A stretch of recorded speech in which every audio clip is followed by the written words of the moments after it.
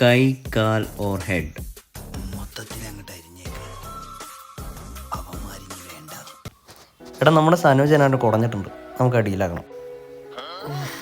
രാവിലെ അവൻ്റെ ഡീലാക്കുമ്പോൾ വേദന ഇനിയും മാറിയിട്ടില്ല. എനിക്ക് വയ്യ. എടാ അവന് നമ്മളല്ലാതെ ആരുടെ അല്ല. ഇന്ന് കൂടെ നിന്ന് തന്നാൽ മതി, ബാക്കി ഞാൻ നോക്കിക്കോളാം. എന്നാ വാ.